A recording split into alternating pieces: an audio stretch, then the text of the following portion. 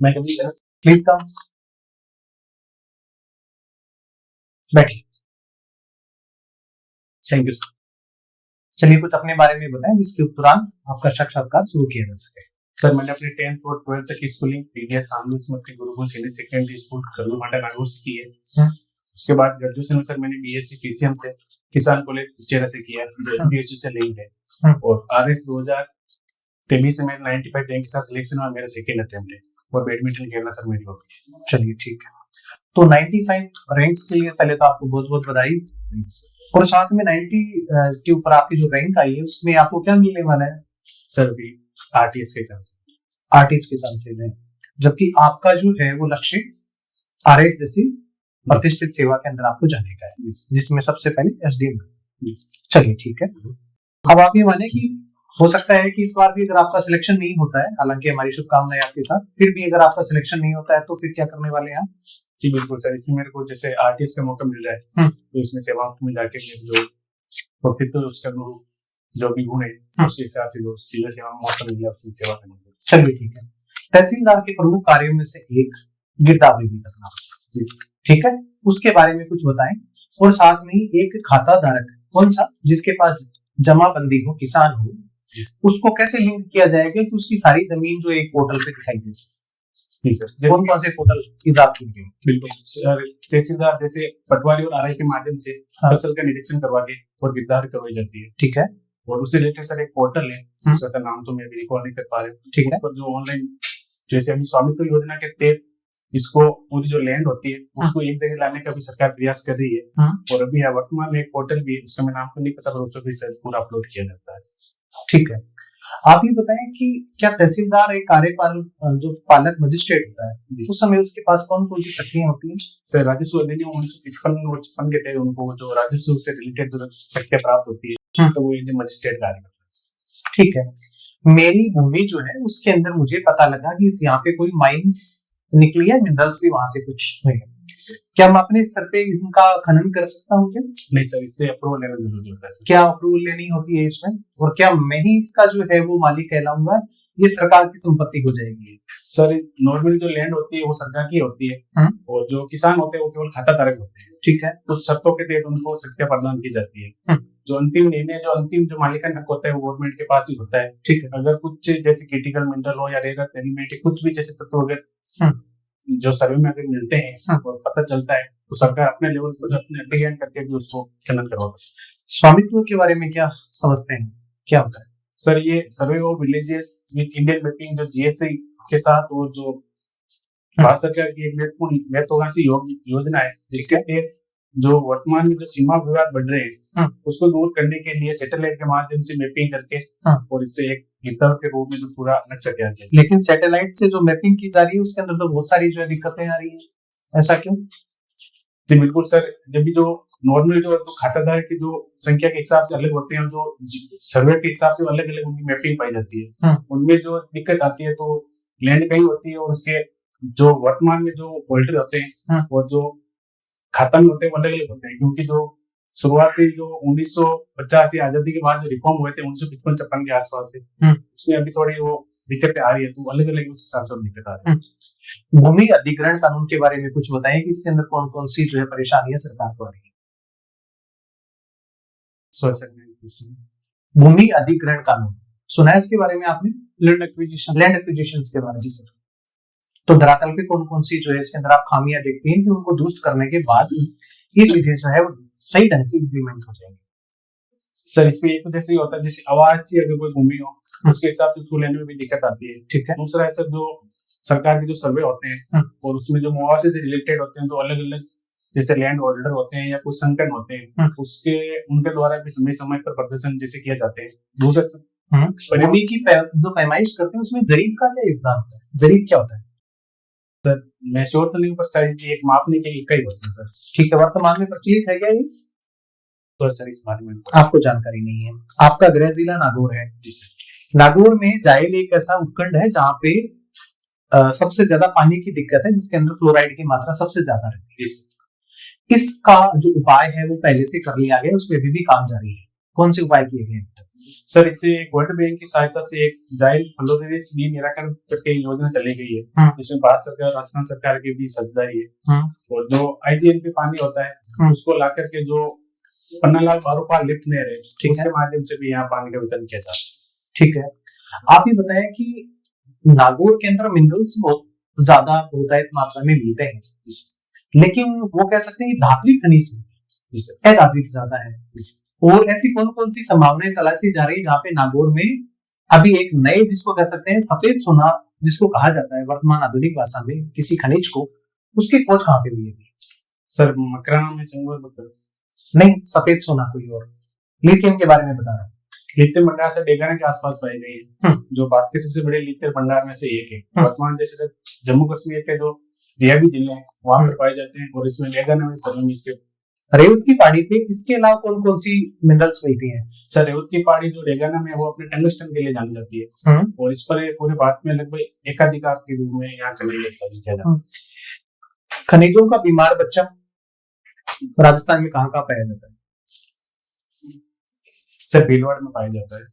इसके अलावा देश भर में कहीं और आपको जानकारी नहीं है। आप ये बताएं कि अभी वर्तमान में यूक्रेन और रसिया का तो युद्ध चल रहा है, वो तो काफी लंबे समय से चल रहा है। पीस प्लान की बातें काफी हो रही है, कौन सा पीस प्लान है और इसका जो फॉर्मुलेशन है ये कब होने वाला है? सर ये यूएसए की मध्यस्थता से करवाया जा रहा है, जिसमें 16 प्रमुख बिंदु है। इसमें सर जो मेन जो अभी दिक्कत ये आ रही है कि उस पीस प्लान के तहत यूएसए ने ये डिसाइड किया कि जो लैंड रूस ने अधिग्रहित कर लिया है, जिस पर कब्जा कर लिया है, उसको रूस को ही मान्यता देने की एक जो प्रारूप तैयार किए गए, जिस पर भी यूक्रेन सहमत नहीं हो। तो अन्य जो यूरोपीय देश है फ्रांस ब्रिटेन वो भी इस पर थोड़ा अपना अलग रूप रखते हैं। उनका मानना है कि जो रूस की जमीन है वो रूस के पास ही रहनी है, सॉरी जो यूक्रेन की जमीन है वो यूक्रेन के पास ही रहनी है। स्कैंडिनेवियन कंट्रीज के साथ में एफटीए कौन कौन से देशों के साथ में हुआ है? सॉरी सर इसमें आपको जानकारी नहीं है। ईयू के साथ में एफटीए हो गया क्या भारत का? जी सर ठीक है, और ब्रिटेन के साथ में? सर ब्रिटेन ईयू साथ में हुआ था। ठीक है, एक बहुत बड़ा प्रतिनिधिमंडल, इतिहास का सबसे बड़ा प्रतिनिधिमंडल पिछले 2 महीने के दौरान भारत का प्रधानमंत्री की अध्यक्षता में, ब्रिटेन के प्रधानमंत्री की अध्यक्षता में भारत में विजिट किया। जी सर, उसके कौन कौन से समझौते जो है वो दराज पे आने वाले हैं? सर की अगुवाई में ये जो प्रतिनिधिमंडल आया था, इसके तहत एफटीए को अंतिम रूप दिया गया है, जिसमें कृषि उत्पाद जिसमें 90% तक टैक्स फ्री रखने का जो निर्णय किया गया। राजस्थान को भी इससे फायदा है, क्योंकि राजस्थान का जो डिफेंस है वो लगभग 5000 करोड़ के आसपास का जो एक्सपोर्ट होता है। ठीक है, इसके अलावा वीजा से संबंधित किसी प्रकार का कोई समझौता हो? सॉरी सर इस बारे में आपको जानकारी नहीं है। चलिए आप ही बताएं कि भारत और अमेरिका के बीच में जो टैरिफ वॉर तो चल ही रहा है, ठीक बात है, लेकिन एफटीए होने पे भी नजदीकी है, मतलब नजदीक में होने वाला, नजदीक समय पे भारत की ऐसी कौन कौन सी आशंकाएं जिसकी वजह से टैरिफ जो है वो आमूलचूल ढांचे में परिवर्तित नहीं हो पा रहा? सर भारत की सबसे बड़ी आशंका है वो कृषि उत्पाद को लेकर है। ठीक है, जो डेयरी प्रोडक्ट होते हैं अमेरिका में, उसमें जो जानवर होते हैं गाय वगैरह, उनको जैसे मांसाहारी चीजें दी जाती है, और उससे कुछ गाय में जो बीमारी होती है वो ऐसी होती है, संक्रमित होती है, जिसके सेवन से मनुष्य में फैलने की आशंका है। बात इनको लेकर के एक नेगेटिव सूची जाता है। लेकिन ऐसा तो सब जगह, जब बर्ड फ्लू अगर भारत में फैलता है तो अमेरिका में भी ये जो है ये बंद हो जाता है। तो ये सारी चीजें तो एक्सेप्टेबल है पहले से ही है। तो डेयरी का उपयोग जो उसके अंदर आप कह सकते हैं कि उसमें नॉन वेज का उपयोग ज्यादा होता है। तो ये तो एडमिसिबल है पहले से ही। जी सर, कृषि उत्पाद में भारत हमेशा से अपने देश के चाहता है। भारत के जो 50% से ज्यादा जो पॉपुलेशन है वो एग्रीकल्चर और पशुपालन पर डिपेंड करती है। भारत का प्राथमिक जो है जो सिस्टम है जिसमें कृषि है, कृषि में सबसे ज्यादा जनसंख्या जो इन्वॉल्व होने के बाद इसके आउटकम्स इतने कम क्यों आ रहे हैं? सर जिसमें कुछ समस्या है, जैसे सबसे बड़ी तो लैंड को लेकर है। जो सीमांत जमीन होती है जो 2 हेक्टेयर या 1 हेक्टेयर से कम होती है, जिससे इसमें पोस्ट प्रोडक्ट ज्यादा होती है और प्रोडक्टिविटी कम होती है। दूसरा सर ये है कि भारत में जो फूड प्रोसेसिंग इंडस्ट्री है वो यूरोपियन और जो अमेरिकन देशों की तरह इतनी डेवलप नहीं है। जैसे ऑस्ट्रेलिया और न्यूजीलैंड में डेयरी प्रोडक्ट के एक्सपोर्ट में वो काफी आगे है। इंडिया में ये मामले में अभी इंटरनेट पीछे है, इस वजह से कॉस्ट ऑफ वैल्यू ज्यादा। मेरा लास्ट प्रश्न आपसे ईआरसीपी को लेकर के, इसका नया नाम क्या है और ईआरसीपी से क्या आपके नागौर को भी कुछ मिलने वाला है पानी की पेयजल आपूर्ति अथवा सिंचाई के लिए? सर ये जैसे पूर्वी राजस्थान के हिस्से में ईस्टर्न राजस्थान के लिए प्रोजेक्ट है, मध्य प्रदेश और राजस्थान के सहयोग से। इसका नया नाम क्या दिया गया है ईआरसीपी को? श्री राम जल सेतु नाम है। ठीक है। और सर इसमें जैसे 90% हिस्सेदारी वो भारत सरकार की है, 10% 5% राजस्थान और 5% मध्य प्रदेश की है। ठीक है सर नागौर को इसमें कोई डायरेक्ट बेनिफिट नहीं है सर। नहीं सर। नीति आयोग का नाम सुना है आपने? जी सर। नीति आयोग को जाना जाता है कोऑपरेटिव फेडरलिज्म, कॉम्पिटिटिव फेडरलिज्म और क्रिएटिव फेडरलिज्म। तीनों के एक एक एग्जांपल बता दीजिए। सबसे पहले कोऑपरेटिव का। बिल्कुल सर, जैसे नीति आयोग में जो डिसीजन लिए जाते हैं उसमें 2/3 जो मत होता है वो राज्यों के पास होता है और 1/3 होते हैं वो आप स्टेट के साथ सेल किए जाते किसकी बात कर रहे हो? एक बार सोच के बोलो, वापस से सोचो। हैं। कहाँ गए आप? जीएसटी काउंसिल में गए आप? Sorry sir. ठीक है, अब बताओ कोऑपरेटिव फेडरलिज्म का एग्जांपल। ठीक है, कॉम्पिटिटिव का प्रतिस्पर्धात्मक जो संघवाद है उसका। कुछ ऐसे इंडेक्स निकालता है नीति आयोग? बिल्कुल सर। बताइए सर नीति आयोग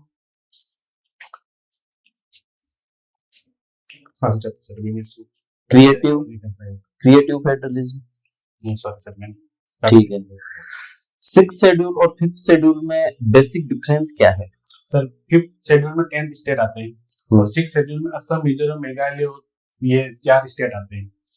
इनको 5th शेड्यूल में जो 10 स्टेट होते हैं आर्टिकल 244 के तहत इनको जो इनके नगरीय निकाय होते हैं इनको विशेष छूट दी गई है।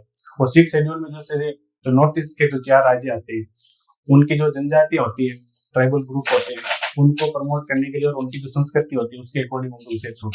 कुछ ऑर्गेनाइजेशन बनाया जाता है, कोई संगठन है इसको? बिल्कुल सर। क्या नाम है? सर एक जनजातीय कल्याण की समिति कुछ बनाई जाती है जिसमें 20 मेंबर होते हैं। वो 5th में बनाई जाती है 6th में? 5th में बनाई जाती है। 6th में? सर उसके बाद ठीक है। लद्दाख डिमांड करता है कंटिन्यू 6th शेड्यूल के लिए। जी सर। आपको क्या लगता है लद्दाख की ये डिमांड कितनी जायज है? सर वर्तमान में लद्दाख एक यूटी है और आर्टिकल 240 के तहत आता है। इस पर जो सीधा शासन होता है वो उपराज्यपाल या जो सेंट्रल गवर्नमेंट जो प्रतिनिधि भेजती है उसके अकॉर्डिंग होता है। 6th शेड्यूल की मांग सब लद्दाख इसलिए की जाती है ताकि वहाँ के जो अपनी जो कल्चर है, संस्कृति, उसके अकॉर्डिंग वो अपने रूल बना सकते हैं, रेगुलेशन कर सकते हैं और राष्ट्रपति के तहत जो उनको शक्ति दी गई है उनका वो प्रयोग कर सकते हैं। इसीलिए सर लगातार लैंड यूज को लेकर भी कुछ रेस्ट्रिक्शंस हैं। तो आपको क्या लगता है डिमांड कितनी सही है? लोग इसके लिए इतनी भारी संख्या में आंदोलन कर रहे हैं। जी सर।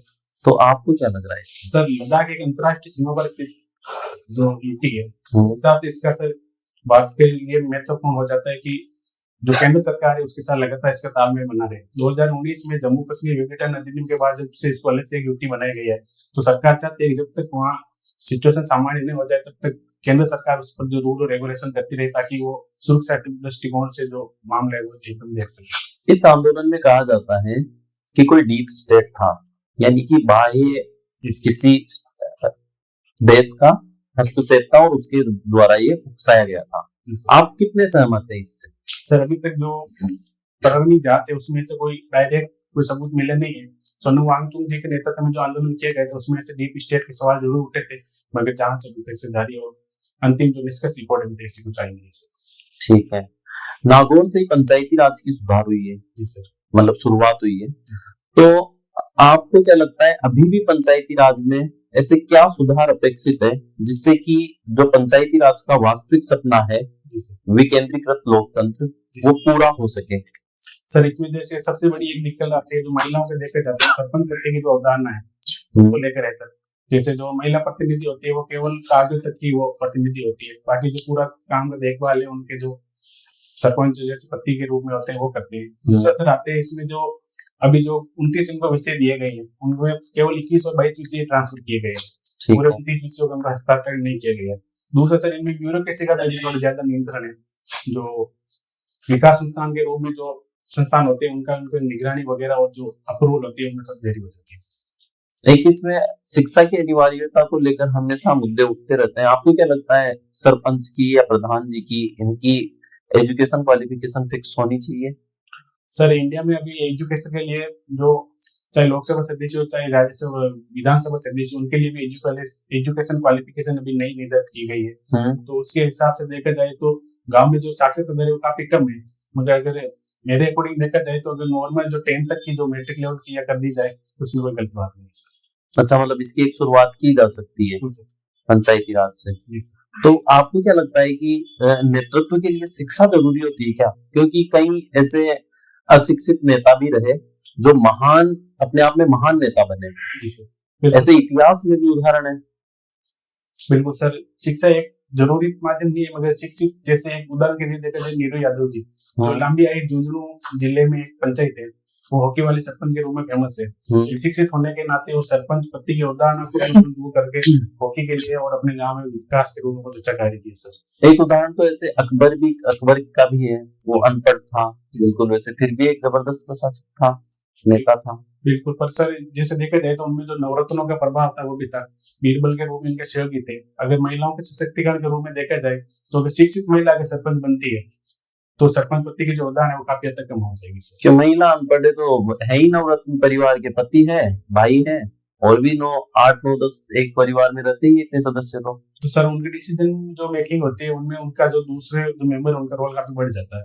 अगर शिक्षित होगी तो अपने लेवल पर डिसीजन ले सकते। ठीक है, भारतीय अर्थव्यवस्था के 3 मेजर रिफॉर्म्स बताइए जो आपको लगता है कि इसके बाद से भारतीय अर्थव्यवस्था एक नई ऊंचाई पर है।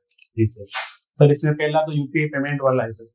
पहला है ये श्रेणी में, इसको पहले स्थान पर रखेंगे आप, यूपीआई पेमेंट को। जी सर, ठीक है। दूसरा सर जीएसटी रिफॉर्म है। ठीक है। और तीसरा सर जो 1992 के जो रिफॉर्म हुए थे 91, हाँ ठीक है। उसके बाद में सर जो देश में जो एफडीआई का प्रभाव हुआ है उससे सर अर्थव्यवस्था को काफी बूस्ट मिला है सर। ठीक है। मध्य एशिया भारत के लिए कितना जरूरी है और क्यों जरूरी है? ठीक सर, जैसे मध्य एशिया जो 5 देश होते हैं, जो सर अपने जो EMIC है, ईस्ट मिडल ईस्ट कॉरिडोर, जो यूरोप से सीधा जोड़ने के लिए एक भारतीय महत्वाकांक्षी योजना है। ठीक है। जो भी सर मध्य एशिया से होकर गुजरता है। दूसरा सर इसमें जो आसपास की कंट्री है, जैसे मध्य एशिया के देशों में मिलते ईरान के चाबहार पोर्ट का भी काफी हद तक जो बॉर्डर पोर्ट है, जिसका चाइना पाकिस्तान की यूज कर रहा है, तो उसको काउंटर करने के लिए भी भारत ने जो चाबहार पोर्ट है उसको डेवलप किया है, उस हिसाब से इसका रोल भी बढ़ जाता है सर। ठीक है। राजस्थान में खेलो इंडिया यूनिवर्सिटी गेम्स चल रहे हैं, आपको पता है? जी सर। इसका राजस्थान पे क्या इम्पैक्ट पड़ेगा ओवरऑल? सर ये जैसे फिर खेलो इंडिया यूनिवर्सिटी गेम जो भी राजस्थान में 22 तारीख को स्टार्ट हुए हैं, इसमें सर राजस्थान के जो पार्टिसिपेंट्स होता है, जो पहले 4 होते हैं उनमें काफी कम था। पंजाब की जो 2 यूनिवर्सिटी है उनका लगातार दबदबा बढ़ रहा था और हर बार वही टॉप कर रहे थे। तो राजस्थान के भी जो यूनिवर्सिटी है या कॉलेज वगैरह जो खिलाड़ी है उनको भी एक प्लेटफॉर्म का मौका मिलेगा परफॉर्म करके जो राष्ट्रीय स्तर पर पहचान बनी जा सकती है। एक चीज मुझे ये बताइए, WTO में भारत और यूएसए के क्या इश्यूज हैं, क्या कॉन्फ्लिक्ट्स है वहां पर? सर जो 2013 में भारत ने जो खाद्य प्रशासन को लेकर जो सब्सिडी वगैरह स्टार्ट की थी, 5 केजी जो राशन दिया जाता है उसको लेकर सर एक हो गया। दूसरा सर जो अंबर बोर्ड सब्सिडी से रिलेटेड भी है, वो तो लगभग इसी से रिलेटेड है, एक ही बात है वो तो। मेन इश्यू सर इसी का है सर, जो दोहा सम्मेलन में जो 2001-2 में स्टार्ट हुआ था और उससे लेकर और कोई इश्यू नहीं है सोलर पैनल को लेकर? ठीक है। एक ये बताइए मुझे कि ट्रैफिक में एआई टेक्नोलॉजी को कैसे यूज किया जा सकता है? बिल्कुल सर, जैसे ट्रैफिक में जो एडवांस मॉनिटरिंग होती है तो एआई के माध्यम से सर जो जैसे मैपिंग है, जीपीएस का यूज करके जो एआई को लिंक कर दिए जाते हैं, तो जो आमजन होते हैं उनको पहले ही सूचना दी जा सकती है कि इस क्षेत्र में जो ट्रैफिक की आवाजाही ज्यादा है। दूसरा सर इसको स्मार्ट मॉनिटरिंग के रूप में भी उपयोग किया जा सकता है। एआई लेस कैमरे से, जैसे हाल ही में सर जैसे गणेश मंदिर में स्टार्ट किए गए थे मोती डूंगरी के वहाँ, तो ट्रैफिक मैनेजमेंट कंट्रोल के रूप में भी उपयोग किया जा सकता है सर। ओके। किरचॉफ रूल क्या है? सर किरचॉफ रूल के अनुसार जो अच्छे अवशोषक होते हैं वो अच्छे उत्सर्जक भी होते हैं, जैसे काली वस्तु है। अच्छा, और केपलर की ग्रेही गति के 3 नियम बताएं आपको।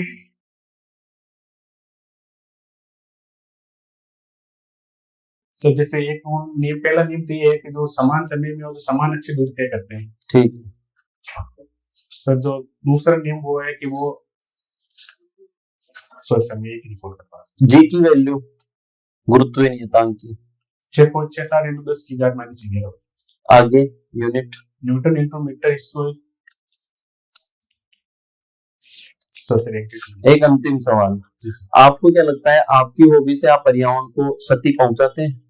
सर इसमें जैसे बैडमिंटन में एक शटल कॉक वाला होता है, वो शटल कॉक होती है, वो बत्तख को के पंख से बनती है, इसको रिलेटेड एक डिस्प्यूट चल जरूर रहा था सर, और इसमें भी अब सर सिंथेटिक कॉक आ गई है, तो इससे इसको रिप्लेस किया जा सकता है सर। तो रिप्लेस हो चुकी? अभी तक सर नहीं हुई है। ठीक है सर। ठीक है, आपने चुनाव में जैसे अभी बात की थी, तो अभी पंचायती राज के चुनाव क्यों नहीं हो रहे? सर इसमें परिसीमन का कार्य चल रहा है, नई पंचायत समिति और ग्राम पंचायत के गठन को लेकर। तो ऐसी कोई बाध्यता है क्या सरकार के ऊपर कि उसको चुनाव करवाने अनिवार्य है, समय से चुनाव करवाएं? ऐसा कोई लॉस होता है क्या उसको? सर संविधान में से कोई बाध्यता तो नहीं है सर। कोई फाइनेंस कमीशन कोई रिकमेंडेशन देता है क्या टाइमली इलेक्शन की? सर से इस बारे में जैसे हाल ही में कोई रिपोर्ट थी कि 300 करोड़ रुपए का जो अनुदान था वो नहीं मिला किसकी वजह से? बिल्कुल टाइमली इलेक्शन। और दूसरा आपने कहा कि शैक्षिक जो बाध्यता है उसको रख देनी चाहिए, जी सर। तो जो शिक्षक के अंदर जो महिलाएं हैं उनकी स्थिति ऑलरेडी पुरुषों की तुलना में कम है, सर तो इससे तो उनका पार्टिसिपेशन और कम हो जाएगा। हाँ, वो महिला मिल ही नहीं पाती गाँव में। तो ये तो एक तरह तो आप वुमेन एम्पावरमेंट की बात करते हैं, दूसरी तरफ आपने शैक्षिक बाध्यता लगा के उनको बाहर ही कर दिया सिस्टम से, तो आपस में विरोधाभासी हो गया। सर जैसे 1959 में जो स्टार्ट हुआ था तब से लेकर जब तक देखा जाए महिलाओं की साक्षरता में वृद्धि हुई है। वर्तमान में राजस्थान में महिला साक्षरता 52% है, तो उसके अकॉर्डिंग देखा जाए तो शिक्षा जो लगातार बढ़ रही है। और 21 की जो जनगणना, इसमें भी जो रूरल पॉपुलेशन है उसमें कितनी साक्षरता है महिलाओं में?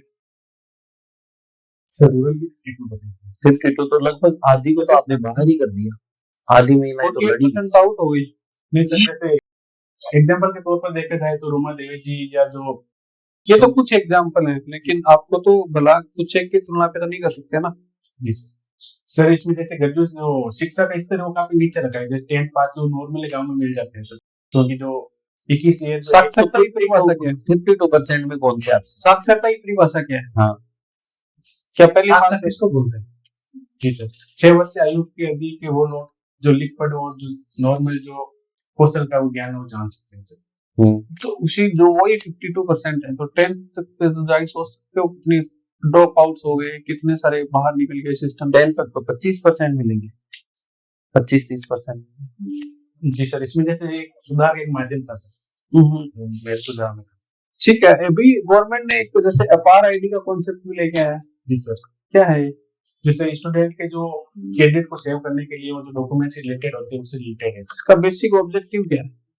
जो शैक्षणिक योग्यता होती है उनमें जो हाल ही में जो जालसाजी घटना है उनको दूर करने के लिए उनके जो क्रेडिट और जो डॉक्यूमेंट होते हैं एक ही जगह सेव करने और फ्यूचर में जो एक क्लिक से पूरी शैक्षणिक योग्यताओं को वेरीफाई करने के लिए सर। चलो एक पहली टाइप का क्वेश्चन, राजस्थान अफ्रीका से परेशान क्यों है?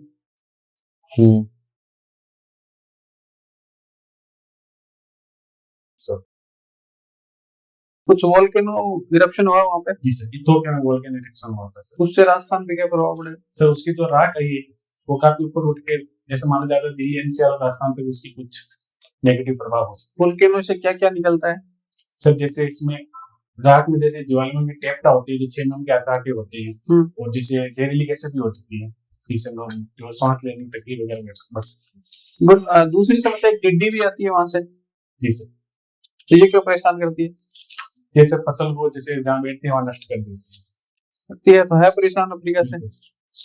चलो ठीक है, अभी भारतीय वन सर्वे रिपोर्ट आई है, इंडियन फॉरेस्ट सर्वे रिपोर्ट। इसमें जो राजस्थान में जो फॉरेस्ट एरिया है वो कम हुआ है रिलेटिवली, जो 21 में रिपोर्ट आई थी और 23 की रिपोर्ट है उसकी तुलना में। तो इसके बेसिक कारण क्या है, क्यों हुआ है? अभी तो हरियालो राजस्थान मिशन भी चल रहा है, पिछले साल भी चला था, खूब पेड़ भी लगे हैं, प्लांट भी लगा रहे हैं। सर इसमें एक रीजन खनन हो सकता है। खनन राजस्थान में जो अवैध खनन के जो सुप्रीम कोर्ट में निर्देश दिए, अवैध खनन की गतिविधि काफी बढ़ी है। दूसरा सर जैसे एक अभी पश्चिमी राजस्थान में इश्यू चल रहा है सोलर प्लांट को लेकर भी है, जो इनको स्टेब्लिश किया जाता है तो कुछ जो पेड़ काटने की घटनाएं सामने आई है उनसे भी हो सकता है। ठीक है, इसी से बात करते हैं तो जैसे ग्रीन रिवॉल्यूशन भी एक अपने जैसे नॉर्दर्न पार्ट ऑफ राजस्थान में है और पंजाब हरियाणा में काफी ग्रीन रिवॉल्यूशन को प्रमोट किया गया था। इसी क्षेत्र में क्यों किया गया? सर नॉर्मली जो पंजाब क्षेत्र में प्रमोट किया गया था, पंजाब जैसे उसका नाम ही सर पंच दुआब है, 5 नदियों के कारण वहाँ जल की उपलब्धता बहुत अच्छी थी, और इसीलिए सर जो हरित क्रांति उसके जो बीज सीड उपरांत एचआईवी सीड उपलब्ध करा के तो उत्पादकता बढ़ाने के लिए इसको प्रमोट किया गया था। राजस्थान हरित क्रांति के नेगेटिव इम्पैक्ट क्या पड़ेगा? जी सर, एक सर सबसे बड़ा नेगेटिव इम्पैक्ट इसको जो पर्यावरण को लेकर पड़ा है, इसमें जो पेस्टिसाइड यूज करते हैं उसको लेकर लगातार कैंसर की घटनाएं बढ़ती जा रही है। दूसरा जो भूमि की उर्वरकता है वो काफी कम हो गई है, और हाल में जो बाढ़ की घटना पंजाब में आई थी उसको भी इससे लेकर जोड़ा जा रहा है, क्योंकि भूमि की जो जल अवशोषण क्षमता है वो काफी कम हो गई थी। लगातार सिंचाई के कारण भूमि की जो बंजरपन है वो लगातार बढ़ रहा है।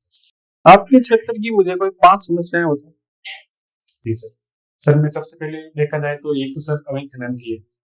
दूसरा सर जैसे अगर नागौर स्पेसिफिक देखा जाए तो नागौर में जिप्सम का काफी अच्छा उत्पादन होता है, परंतु उसमें प्रोसेसिंग प्लांट और जैसे वो खाद में डायरेक्ट कन्वर्ट नहीं करने के कारण उसको सिंदरी उर्वरकों संहिता जो झारखंड में उसमें जैसे सीधा एक्सपोर्ट किया जाता है। जैसे मैं नागौर जिले को ही उसमें सर जो रोजगार समस्या है क्या उनकी? समस्या नहीं है, पर सर इसमें एक प्रमोशन के लोग जैसे नुकसान और रोजगार के लिए को नुकसान हो रहा है। दूसरा सर जो फ्लड पानी है उसकी समस्या है सर। और बाकी एक सर एग्रीकल्चर के लैंड पर देखा जाए तो पान मेथी खेती के लिए नागौर का तवसर एरिया फेमस है, पर उसमें कोई सरकारी मंडी नहीं होने के कारण और कोई प्रोसेसिंग प्लांट नहीं होने के कारण किसानों को बराबर उसमें सर जो उनकी जो राशि होगी। बिजली चोरी बहुत होती है नागौर में, सुना है आपने? बिल्कुल सर, बिजली चोरी देखी है आपने? बिल्कुल सर, गाँव में लगभग मिल जाता है कभी। आपने देखा है? तो कोई रिपोर्ट वगैरह की है कहीं पे? नहीं सर, तो मैंने पर्सनल कोई देखा ही नहीं था। क्यों, ये तो आम चीज है नागौर में। ये तो दिखता है ऐसे टंगा हुआ। नहीं ऐसी बात नहीं है सर, केवल नागौर के लिए लेकर ऐसी बात नहीं है कि नहीं आपने देखा है ना पड़ोस में या आसपास में कहीं? न्यूज पेपर नजर आते हैं तो पढ़ा जरूर था सर। इसका जो विधानसभा में भी एक बार मुद्दा उठा था तो सर उसका वीडियो क्लिप। तो आपने रिपोर्ट करने की कोशिश नहीं की कभी? मैंने सर पर्सनली कहीं देखा ही नहीं देखा। ठीक है, मान लो आप आप कोई अपने ट्राइबल एरिया है और वहाँ पे एज ए 50 पोस्टेड हो और अचानक से कोई एक वीडियो वायरल हो जाता है जो किसी महिला का है और वहाँ पे नेटवर्क भी नहीं रहता है और आपको रात को 2 बजे किसी ने सूचना दी होती है कि साहब ऐसे ऐसे कुछ मामला हो गया और अपने क्षेत्र का लग रहा है, तो उस स्थिति को आप कैसे कंट्रोल करेंगे? सबसे पहले तो सर जो साइबर टीम होती है उसके साथ उसको जो उसको हटाने का या आगे फैलने से रोका जाए। दूसरा सर उसको वेरीफाई करके जो पीड़ित है उनसे बात करके मुकदमा दर्ज करवा के आगे कार्रवाई की जाएगी। ठीक है, मेरा लास्ट क्वेश्चन, विकसित राजस्थान के पेन पॉइंट्स क्या हैं? सर जैसे राज्य सरकार ने 2047 तक ये विकसित राजस्थान का लक्ष्य रखा था, जिसके जो राजस्थान का एक्सपोर्ट जो 84,000 करोड़ है उसको 2 लाख करोड़ तक बढ़ाना, और जो रोजगार में जैसे ग्लोबल कैपेसिटी सेंटर होते हैं जीसीसी उनको लेकर भी जो पॉलिसी लागे राजस्थान उसका एक हब बनाने के रूप में। ये ग्लोबल कैपेसिटी सेंटर और एक ये पीपीओ होते हैं, इनमें क्या अंतर है? Sir global capacity centre normally होते हैं जैसे विदेशी कंपनियां होती है वो किसी दूसरे देश में अपना कोई इंस्टीट्यूट या कोई संस्था खोलकर वहीं से सीधे काम करवाते हैं, जिससे जो वीजा संबंधी जो हम अमेरिका में H1B आ रही है उससे रिलेटेड जो विवाद है वो दूर हो जाते हैं।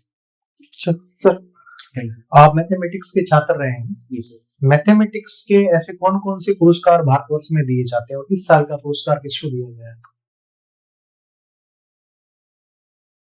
सर मैथमेटिक्स पुरस्कार से बात नहीं। आप ये बताएं कि भौतिकी के अंदर इस बार जो है वो किसको मिला है पुरस्कार अंतर्राष्ट्रीय लेवल में? सर आपको जानकारी नहीं, कोई बात नहीं। चलिए आप ये बताएं कि अभी अजमेर के अंदर एक बहुत बड़ा सांप्रदायिक सौहार्द का केंद्र है ख्वाजा मोइनुद्दीन चिश्ती जी की दरगाह, वहां पे जो खादिम है उनको जियारत करने के लिए कोई नया नियम जो है वो राज्य सरकार केंद्र सरकार ने बनाया है, उस नियम के बारे में कोई जानकारी है क्या आपको? आपको जानकारी नहीं है।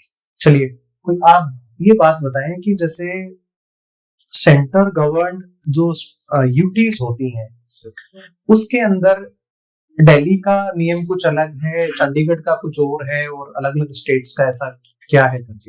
अभी वर्तमान में जो वांगचुक थे उन्होंने ले के अंदर इस प्रकार का जो एजिटेशन करा, वो क्या मांग कर रहे हैं? उनकी स्वायत्ता की कौन कौन सी मांगे हैं? सर जैसे आर्टिकल 239 और 240 के तहत अलग अलग यूटीज होती है। हाँ। 240 में जैसे अंडमान निकोबार, पुडुचेरी और लक्षद्वीप वगैरह जो साउथ की यूटी उनको रखा गए थे। इनमें जो प्रशासक होते हैं जैसे इनमें जैसे पुडुचेरी विधानसभा है मगर जो अंडमान निकोबार और लक्षद्वीप विधानसभा नहीं है, तो केंद्र सरकार जो प्रशासक या उपराज्यपाल के साथ सीधा गवर्न करती है और डिसीजन लागू करवाती है। ठीक है। पुडुचेरी वर्तमान सर आर्टिकल 239 के तहत आता है, जिसमें पंजाब के जो राज्यपाल होते हैं उसको प्रशासक के तौर पर लगाया जाता है। तो इसमें सर जो राज्य पंजाब गवर्नमेंट और जो इनकी ये मांगती है कि जो 239 से 240 में जिनको ट्रांसफर करें, उसी का लेकर विरोध किया जा रहा है। और जो चंडीगढ़ का मुद्दा सर आजादी के समय से चल रहा है, जिसको पंजाब अपना हक मानता है। अभी वर्तमान संयुक्त राजधानी जरूर है, तो सचिवालय उनके जैसे हरियाणा और पंजाब दोनों के, तो इसको ले जाने के लिए पंजाब विधानसभा ने विरोध किया था, हालांकि सरकार ने इसको अवॉइड किया। आप ये बताएं कि जैसे अभी बहुत सारी जो घटनाएं हैं वो राज्य और केंद्रों के बीच के अंदर जो है बड़ी विरोधाभास की स्थिति के अंदर से, इनके अंदर जो है वो अगर कोई मध्यस्थता या अगर कह सकते हैं कि इसको ठीक करने के लिए क्या क्या प्रयास और किए जा सकते हैं, जिसमें संविधान संशोधन भी शामिल हो। क्योंकि आमतौर पे देखा गया है कि राज्यपाल की बातें कतिपय जो राज्य हैं वो नहीं मानते हैं, जिससे एजुटेशन भी करते हैं और साथ में हाई कोर्ट के माध्यम से सुप्रीम कोर्ट तक भी पहुंच जाते हैं। इसका मतलब केंद्र की बातें राज्य नहीं मान रहे। इसके लिए क्या कोई संविधान में संशोधन की आवश्यकता है, या जो राज्य कर रहे हैं अपने हितों के लिए कर रहे हो ठीक कर रहे हैं? जैसे संविधान में जो 3 विषयों का बंटवारा किया, जैसे संघ, राज्य और समवर्ती सूची के रूप में। हालांकि समवर्ती सूची कुछ विषय पर कभी भी डिस्प्यूट हो जाते हैं, तो इनमें अंतर्राज्यीय परिषद की तरह कोई संस्था बनाकर या नीति आयोग में जो उनके सहयोग से भी इनको डिस्प्यूट को दूर किया जा सकता है। दूसरी बात है बातचीत के जरिए, और जो सरकार कोई कमीशन बना करके उससे राय लेकर के भी शुरू किया जा सकता है। चलिए, मेरा अंतिम प्रश्न आपसे ये है, तो दुग्ध पालकों के लिए अभी जो है वो पर लीटर कितना जो अनुदान राज्य सरकार अभी नवीनतम तौर पे दे रही है? सर 5 रुपए पर 5 रुपए पर डे। इसके अलावा कितने हैं राज्य, मतलब पूरे राजस्थान भर के अंदर कितने जिले हैं ये? सर 23। चलिए ठीक है, धन्यवाद, आपका साक्षात्कार पूरा हुआ, भी आप जा सकते हैं। Thank you.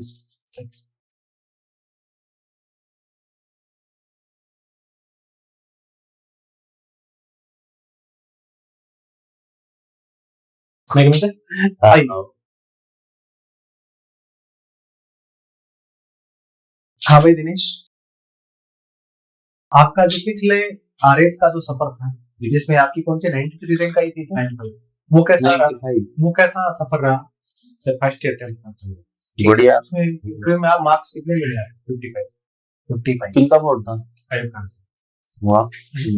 तो इंटरव्यू में भी हम अभी भी ये सोच रहे हैं कि जो आपको जो 55 नंबर उस समय तत्कालिक समय में मेरे हिसाब से बेस्ट नंबर थे। 55 नंबर इज क्वाइट गुड, और वो आपकी परफॉर्मेंस में दिखता भी है। तो सर अभी तो मैंने छोड़ गया रिजल्ट के बाद। नहीं फिर भी सही नहीं है। नहीं फिर भी जैसे अभी लद्दाख वाला कुछ अच्छे से पढ़ा नहीं, तो उसको चंडीगढ़ पर ले लिया। वो भी मुझे ये मैं कहना भी चाह रहा था कि पहले क्वेश्चन को थोड़ा सा ध्यान से सुना करो। वो सर आता नहीं तो मैंने सॉरी का आपको बोल दिया, तो मैंने उसको चलो कोई बात नहीं। तो हमें आपसे बात करके जो है वो काफी अच्छा लगा, और अभी आपका इंटरव्यू डेट आई नहीं है, ठीक है। तो अभी आप ये बताओ कि जैसे ओबीसी में कितने नंबर तक जो है वो आरपीएस मिल रहा है? 92 तक। 92 तक। जैसे सर मिल तो गए 70 रैंक वाले ने जो डीटीओ ऊपर भरा है। हाँ। डीटीओ की एक ही पोस्ट है। हाँ। तो एक ऐसा ओबीसी में है, तो बाकी तो 4 उसकी है। 4 ओबीसी में एक ही है। हाँ। ओबीसी से मिल रहा है 4+1 है। हाँ। एक ने अकाउंट भी ऊपर भरा है। अच्छा। और एक सर तहसीलदार मिल लेते हैं 3-4। और जनरल में ये जो है आरपीएस कहाँ तक जाएगा? सर जनरल का नहीं पता। जनरल मेरे पास है एक लिस्ट, उसमें है। हाँ वही है। 70 तक ऐसे कुछ था।